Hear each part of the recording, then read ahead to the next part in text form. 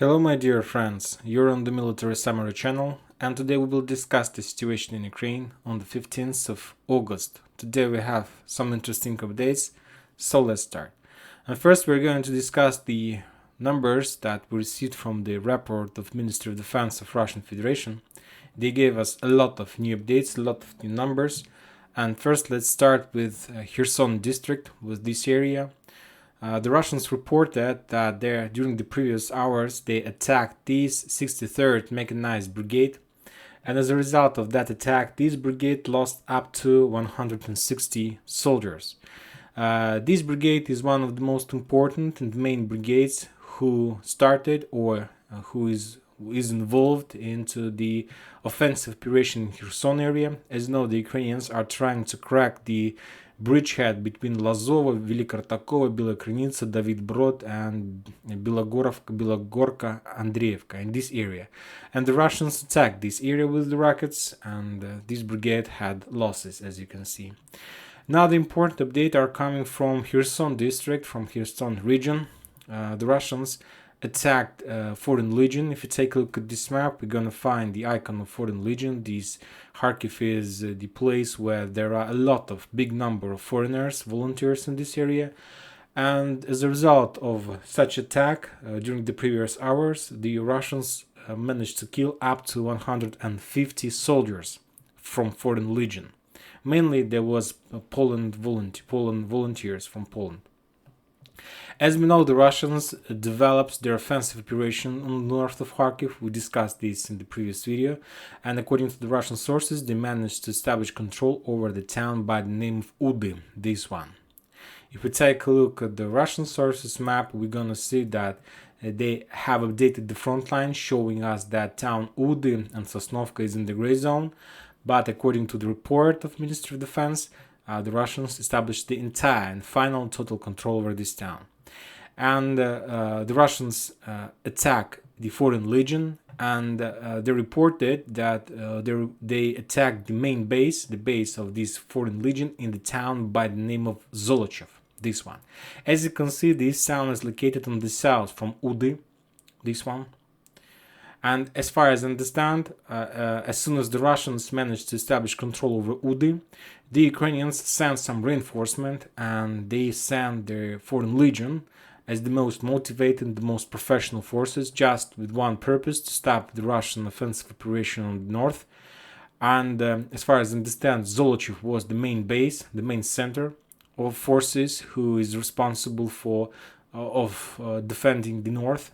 And the Russians spotted their position, attacked, and destroyed up to 150 soldiers. Of course, this is not good to lose the most professional forces in this way. Now let's talk about other regions, and now we're going to discuss the main area where the main clashes are, and we're going to talk about the area between Severodsk, Artyomovsk, Bakhmut, New York, Avdiivka, and Marinka Peskio, about this line. The Russians gave us a lot of numbers from this area, and the biggest losses the Ukrainians have from the south, in the area near Marinka. There are a few brigades in this area, the 53rd Mechanized Brigade and this 68th Jaeger Brigade. These brigades are responsible for defending the south, the area near Novomikhailivka, Konstantinovka, and the main base, the most fortified position on the south is Vuhledar, this town located on the south from Kurakhova and Marinka. If you remember, a few days ago we discussed that the Russians managed to crack Marinka. If we take a look at the West sources map, we see that according to this map, like entire Marinka is still considered as the territory that under entire Ukrainian control. But we got a lot of updates from the Russians during the previous hours that they control at least this part of Marinka. And the most important thing in Marinka, let's take a look at the Russian sources map. I'll show you this situation, this one. If you take a look at the south, there is a lot of landfills. This one. This is one of the most important landfill, and this landfill is the reason why the Russians couldn't crack this area before. But now they control this landfill, and from this landfill they are able to control entire south. Now the Russians are storming this small town on the south of Marinka Pobeda, and we discussed that there was a lot of cases in Novomikhailivka, a lot of desertion cases, that Ukrainians are leaving this position in Novomikhailivka, and mainly they're leaving Novomikhailivka because of absence of supply roads. There was the only supply road that was from Marinka. Now these roads are cut, and to get support to Marinka, the Ukrainians need to do a big hook, and the supply shoulder is very long for now. And as you can see, the Russians are storming Pobeda, and that's why the supply road is very long from Kurakhova. The only way you need from Kurakhova to move to Spenovka, and then you need to move all along the river, all along the front line to get to Novomikhailivka. So maybe that was some kind of Ukrainian decision to leave this position or something like this, but let's follow. So, as a result of Russian attack in this area near Vuhledar, the Ukrainians lost 130. They lost 260 soldiers, and they told that these 260 soldiers belong to two brigades, to 53rd Mechanized Brigade and to 68th Jaeger Brigade that located on the south. Furthermore, this morning we start to receive more and more updates that the Russians got significant success in the south, and that they managed to get very close to Vuhledar. There are very heavy clashes on the line between Pavlovka, Mikolska, Yegorovka, Shevchenkova, Prichistivka in this area. This area is in the gray zone. You see that there were a lot of updates during the previous week about the fact that Ukrainians were defeated, that there were a lot of cases of desertion, so on. So the Russians tried their luck, and now they're starting to storm this area. The Russians didn't give us any numbers or any progress about their achievements. By the way, as you can see, there is a differences in this map. According to the Russian sources map, Mikolska is under their control, but the West sources map are saying that this town is still in the Ukrainian. So there are some differences. I suppose that this entire area is in the gray zone. You remember that months ago the Ukrainians started their offensive operation in the south, and they managed to return Pavlovka or Shevchenkova, because you see that there is like yellow dots saying that this territory used to be under the Ukrainians. But now the Russians are trying to return this area back, and they have all chances to do this because of significant losses of Ukrainians on the south. Now let's move next, and now let's talk about 66th Mechanized Brigade. 66th Mechanized Brigade is located, yes, this one, also near Marinka. This one, last Friday, 3 days ago, we got a update that the losses of this brigade was something around 50% of the entire number of soldiers. But today we got a report from the Ministry of Defense that the losses of this brigade is more than 70%. So as you can see, the south of Ukraine was cracked. The Ukrainians are moving more and more reinforcement to this area, trying to stop the Russians. And the only thing that stopped the Russians is the fortification in Marinka and Krasnogorovka. So for now they still can keep and hold the Russians in this area. And now let's talk about the most important area, about Artyomovsk, Soledar, Seversk area. The Russians reported that the losses of this 58th Mechanized Brigade that located on the east side of Artyomovsk is more than 50%. If you take a look at the West sources map, or let's better take a look at the Russian sources map, you're gonna see that the Russians has entered the Bakhmut town, and that the gray line is already in the east side of Bakhmut. In this area, we got more reports that the Russians managed to establish control over some plants, but the Russians are not in a hurry. They don't try to update this so fast, so they wait a little bit. But anyway, the east side in the gray zone, and this is the area of responsibility of that 58th Mechanized Brigade. And during the previous battles on the ground, this brigade lost more than 50% of its infantry. And of course, that's a lot, and we understand that. Another important update are coming from Popasna, this small town. That was a very big update yesterday in the evening. If you take a look at the West sources map, they have marked this area, this one with the blue rocket. The Ukrainians attacked this area with HIMARS. There was something around 7 rockets, and just one of that rocket got the target, and the Ukrainians were trying to get the Wagner's headquarters, and they managed to do this. There were a lot of pictures from this area that some dead bodies the Russians were trying to get from the ruins, some dead bodies, and as far as the Ukrainians didn't give any number, but they're saying that the losses were very big from the Russian side. Furthermore, those days, this place was visited by the head of Wagner's. According to the unofficial sources, some people are saying that Prigozhin is the head of this Wagner's group. He is very close to Putin. He's a billionaire. He has a lot of money. And those days, this person came to Popasna to visit his soldiers, and there were a lot of photos of that.